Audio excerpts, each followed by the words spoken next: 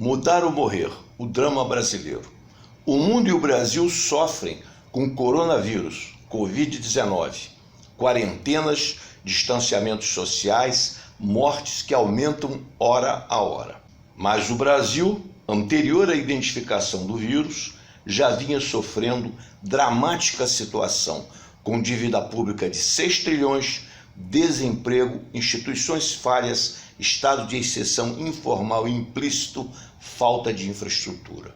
O vírus apressou e desnudou o processo degenerativo, tornou agudas as contradições. Chomsky lembra que o coronavírus é sério o suficiente, mas que há algo mais terrível: estamos correndo para o desastre. A ameaça de guerra nuclear, o aquecimento global e a deterioração das democracias, com sociopatas bufões hoje na direção de países, um risco perigoso. Os mercados levados por um neoliberalismo selvagem e o mundo nas mãos de gente desse tipo. Nesta situação de crise epidêmica, os bufões sociopatas, caso de Trump e Bolsonaro, demoraram a admitir a situação real perigosa, ambos falando em gripe e gripezinha, podendo serem adiante responsabilizados. Os bancos americanos dominando as finanças globais, os Estados Unidos tendem a recuperar-se, o Brasil não. A situação brasileira é dramática. Especialistas preveem uma crise que alcançará não só os hospitais públicos, mas os privados, que não terão forma de atender.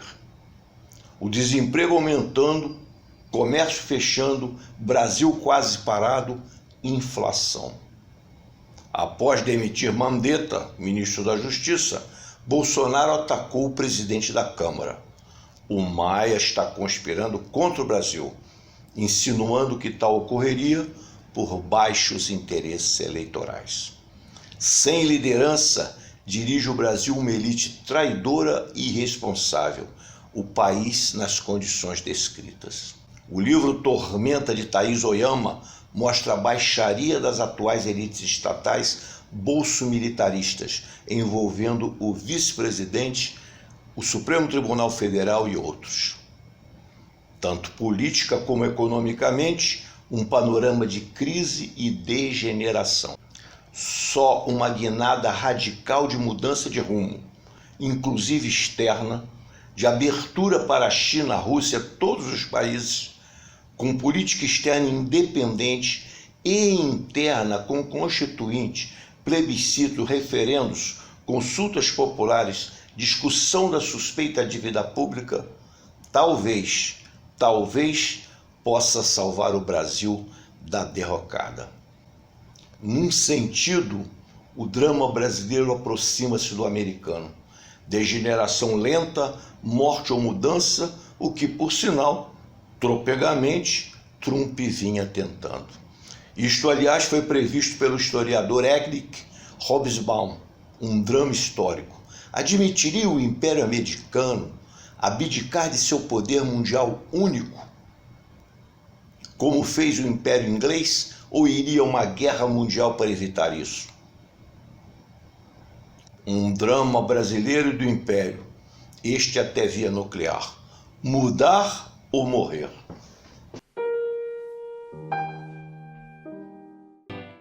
Peraí, se eu for pra praia, eu vou ser preso. Se eu sair na rua, eu vou ser preso. Se eu abrir o meu comércio, eu vou ser preso. Mas se eu for preso, eu vou ser solto. E se eu ficar em casa, eu recebo R$600. Se eu for preso, eu recebo até 1.300. Mas se eu for preso, eu vou ser solto. E se eu vou ser solto, eu vou sair. E se eu sair, eu vou estar na rua e vou ser preso. E depois vou ser solto, porque eu estava preso. E não pode ficar preso, tem que ser solto. Tô ficando louco. Eu tô ficando louco.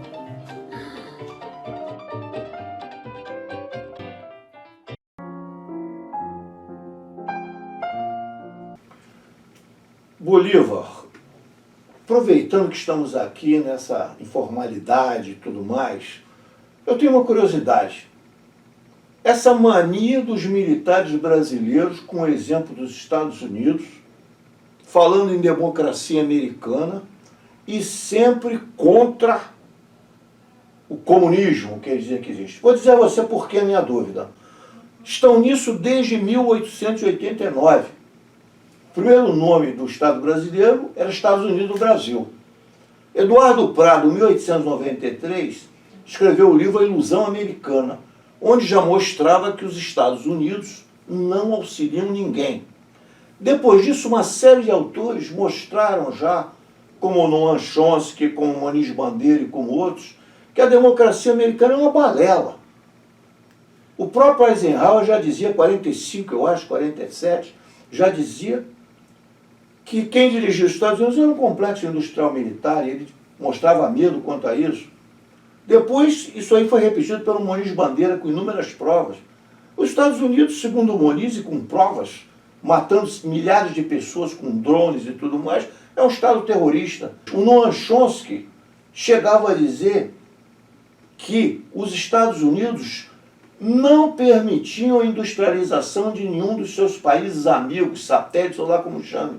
Ou seja, então eu faço uma pergunta, depois de tudo isso, com mais de 100 anos, o Brasil com um fracasso absoluto que nós estamos aí em volta, esse Estado fracassado, como diria o Chomsky, um caos geral que qualquer chuvinha derrota o Brasil, não é preciso nem entrar em guerra, basta uma chuvarada. Eu faço uma pergunta, por que esses militares brasileiros, depois de 100 anos, não aprenderam nada? Eles continuam achando que o exemplo brasileiro de sucesso são os Estados Unidos. Essa mania de comunismo, que comunismo? Não existe comunismo no mundo. Qualquer um sabe, pega o conceito de comunismo de Marx, e não existe comunismo no mundo, nem socialismo. Então por que essa mania, essa idiosincrasia dos militares brasileiros, que isso vem de mais de 100 anos, 130 anos? Como é que você responde a isso como militar que você é? Bem, a minha passagem pelo Exército foi um foguete, não? Porque eu entrei para o Exército em 1956. Eu tinha 16 anos, entrei na preparatória de cadetes em São Paulo, e tirei de preparatória, tirei agulhas negras, acabei em 62, né? E já estava arrebentando o golpe de 1964. Interessante que o título que eles sempre davam, eles não assumiam a questão diretamente, não é, do capitalismo, porque contra o comunismo. Primeiro, a União Soviética era a União das Repúblicas Socialistas Soviéticas. Não existia, nunca foi estampado o nome do comunismo, porque o comunismo é uma hipótese, ela não é uma existência real, ela é uma busca, é uma tendência. E a etapa do socialismo é a visão imediata, de curto prazo. E a grande liderança contra o capitalismo internacional, que eles denominavam, não é, o mundo ocidental cristão. Eles não tinham a cara de colocar a tapa, de dizer que aquele grupo estava defendendo o capitalismo internacional. Não existia. É o mundo ocidental cristão, para colocar no verso contrário, no adverso, a questão do comunismo oriental e ateu. Então botava isso. Depois, quando veio a teologia da libertação, e quando nós temos a enxurrada de mártires cristãos, a maior parte católicos, dentro da chacina que foram os governos militares no Brasil, ficou claro que eles não podem mais utilizar a questão do mundo ocidental cristão, porque Cristo se colocava contra essa violência. Bolívar, me desculpe, mas veja bem, O Muniz Bandeira mostrou que dentro dos Estados Unidos, e muitos outros mostraram, hoje não existe democracia alguma. Se você pegar o Carter, o famoso Jimmy Carter, já falava dos subornos das eleições americanas. O Eisenhower falava no complexo industrial americano. A desordem mundial está aí promovida pelos Estados Unidos, invadiu centenas de países. Inclusive esse golpe brasileiro, que ficam com essa conversa de empresarial, militar, isso foi um golpe americano, isso foi um golpe da CIA. Há dados que mostram que foram os serviços secretos que promoveram os bastidores e costuraram esse golpe. Então, na verdade, foi um golpe estrangeiro, em sua essência. Então, eu faço uma pergunta, mas isso vem desde antes de 1889. Então, nós estamos em 2020, com o país do jeito que está, todo quebrado, todo arrebentado, continuam pregando democracia americana que o Muniz Bandeira diz que, na verdade, o que ela fez foi jogar bomba nuclear, arrasar, invadir, só fez desgraças em toda parte. Como é que esses homens continuam pregando essa democracia americana para o Brasil e defendendo uma coisa dessas, depois de mais de 120 anos? Os 120 anos não é o tanto, porque o anticomunismo ele surge, principalmente nas Forças Armadas, a partir de 1935, quando houve o levante. Então nós podemos dizer que a partir da Revolução Soviética de 17, já começam, alguns autores já colocam essa data como o início da Guerra Fria. Alguns outros vão achar que foi o Churchill, no pós-Segunda Guerra Mundial, no seu discurso em Fulton, que ele caracteriza a questão da polarização, não é, do Império Norte-Americano versus a União Soviética, basicamente. Quer dizer, houve a composição tática perante a guerra contra o eixo, e logo depois do término da guerra vêm essas questões sendo colocadas como antagônicas. Mas nós já tivemos as contradições com a Inglaterra também, que explorou o Brasil, e os Estados Unidos, eles são, como foram a primeira república da América em geral, ele vem como nítida e claramente como exemplo, exemplificando. Mas eu vou fazer uma pergunta a você. Você não acha que isso aí também, eu entendo o que você quer dizer, mas isso aí também não será fruto, na verdade, também de uma doutrinação intensa, muito bem planejada, feita pelo Pentágono, pela CIA, etc. Ou seja, não houve uma série de escolas militares no Panamá, onde os militares brasileiros estudavam. O Golbery não estudou, se não me engano, em Fort Leavenworth, nos Estados Unidos, em 1944, fazendo um curso de informações, e depois fundou o Serviço Nacional de Informações. Quer dizer, não existe uma doutrinação intensa, bolsas para militares, para estudantes. Quer dizer, há uma intensa doutrinação, propaganda, controle da mídia, um marketing atrás disso, de uma mentira desse calibre, porque isso aqui é uma mentira. Isso existe também, mas o essencial que eu sinto, eu costumo sempre citar o escritor português contemporâneo, Zé Saramago, que ele dizem que eu sou pessimista. Eu não sou pessimista, a sociedade é que é péssima. É claro, as Forças Armadas, os militares brasileiros não são uma ilha totalmente afastada do mundo civil, principalmente quando a escola era no Realengo. Um dos motivos de botar os cadetes lá nas Agulhas Negras é um pouco separá-los desta realidade concreta que era a turbulência política dentro do Rio de Janeiro, que era a capital do Brasil, não é? Os levantes, o tenentismo, essas coisas, sofreram a influência civil. Mas também essa doutrinação não é dada apenas aos militares, é muito dada ao mundo civil. Estão as universidades norte-americanas aí capacitando esses liberais, neoliberais, no mundo da economia, na competência jurídica, inclusive, vê que esse Moro andou também recebendo insumos intelectuais, buscando beber as águas. E o Guedes é da Universidade de Chicago. E o Guedes da Universidade de Chicago. Não é apenas o... Você vê o seguinte, a coisa vem até hoje, porque nós tínhamos antes, era o Roberto Campos, e agora quem é que está aí? O Roberto Campos foi um fracasso absoluto na vida pessoal e um fracasso absoluto na política. E hoje nós temos aí Roberto Campos Neto, que acho que é o presidente do Banco Central, ou ministro da Economia. Quer dizer, pô, agora, 120 anos, esses indivíduos querem continuar com a mesma receita, o mesmo remédio que está nos matando, pô. A culpa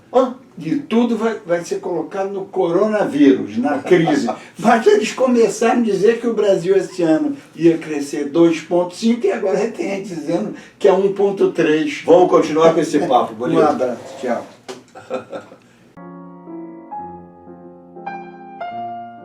Olá, amigos do Caminhando Jornal, da TVC Comunitária do Rio de Janeiro. Hoje vou cantar para vocês Perdoa-me, do grande cantor Orlando Dias. Perdoa-me pelo bem que eu te quero. Perdoa-me por te querer tanto assim.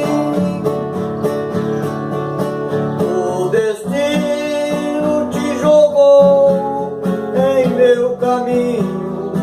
Tu és a flor, eu sou o espinho, ferido teu coração. Perdoa-me pelo mal que eu te faço.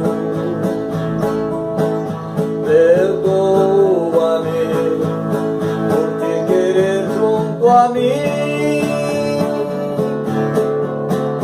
Perdoa este ser apaixonado, este ser desesperado, porque a vida quis assim. Perdoa este ser apaixonado, este ser desesperado, porque a vida quis assim.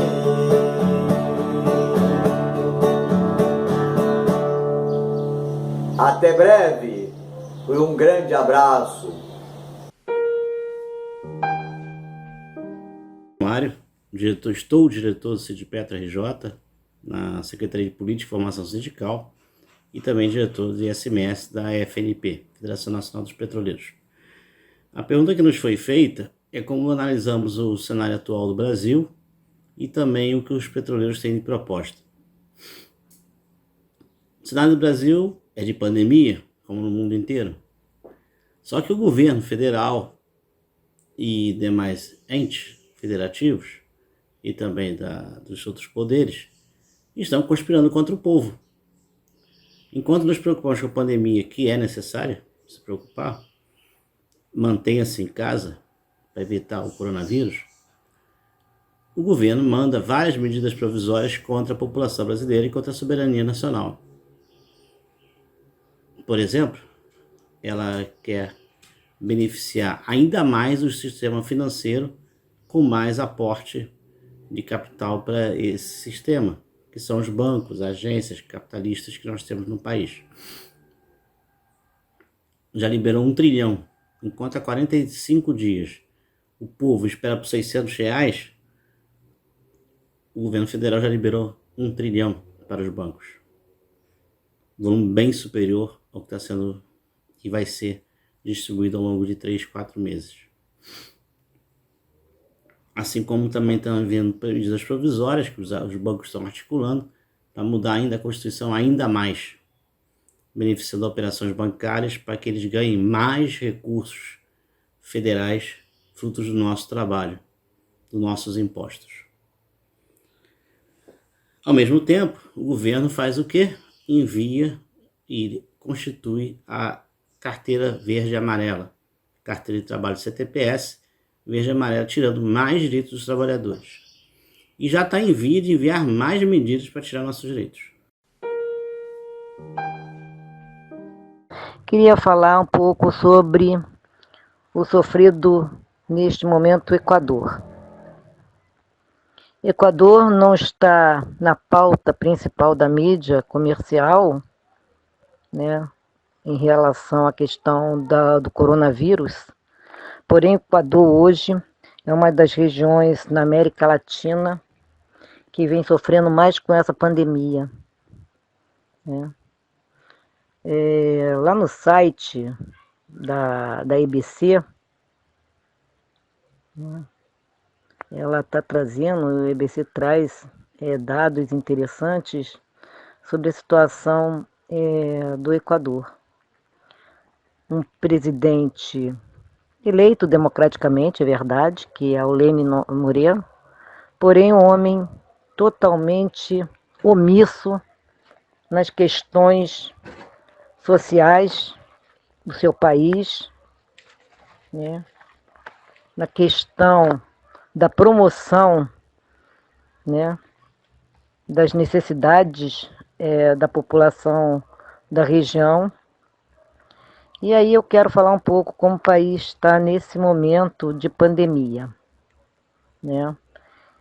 E tem sido um país que tem sido mais castigado nessa pandemia, né?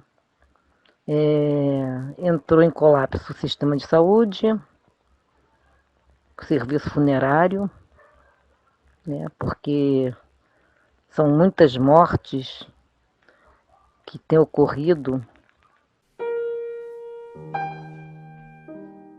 Agora, como eu sempre penso, a minha cabeça fica pensando as coisas para dizer por que para mim o lulopetismo, não o PT, que eu distingo, né? O Tasso Genro não tem nada a ver com as falcatruas do lulopetismo.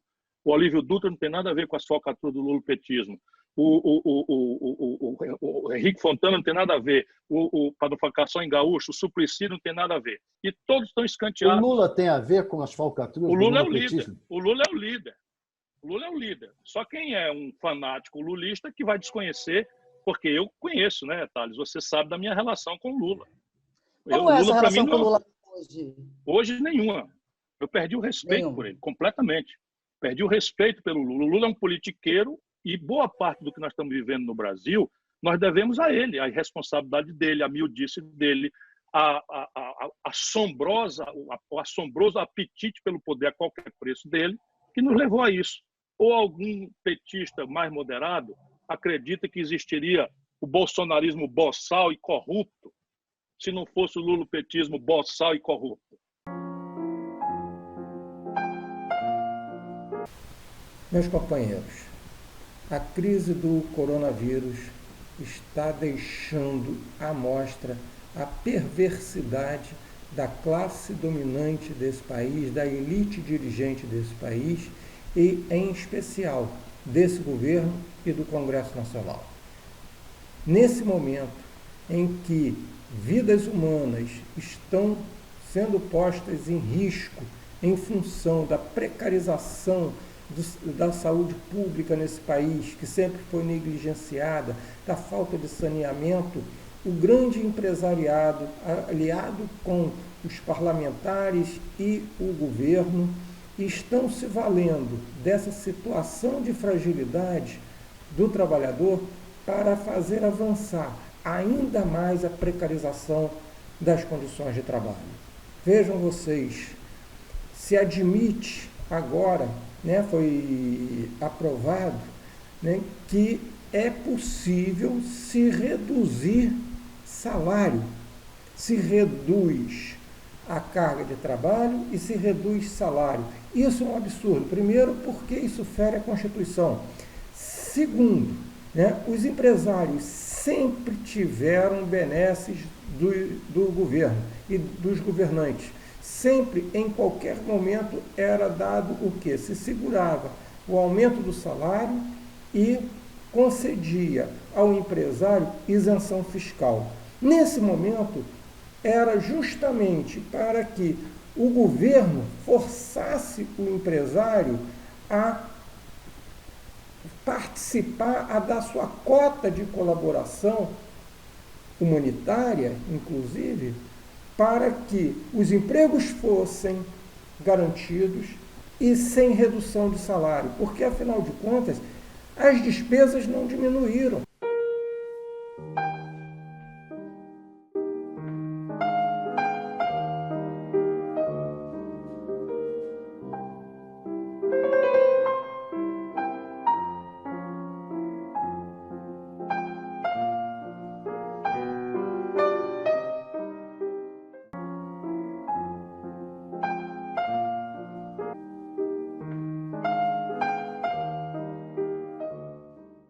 Bom dia, bom dia. Vamos para mais uma aula de Pilates em casa.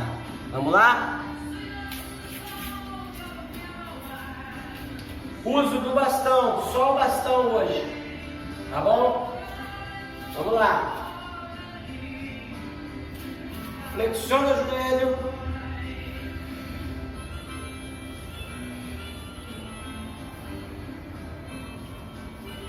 Deixa o outro pé apoiado, hein? Cria um ângulo de 90 graus entre abdômen e coxa. Quem não se sentir seguro, fazendo com o bastão, segura em alguma coisa mais fixa. Segura na mesa, segura na cadeira. Mas não deixa de fazer, não. Quanto? 12 repetições, tá bom? Segurou no bastão, flexionou, segura, 1, 2, 3, 4, 5. Achou que o bastão não está dando segurança, segura em algo fixo. 12 repetições, trocou. Segura 5 segundos.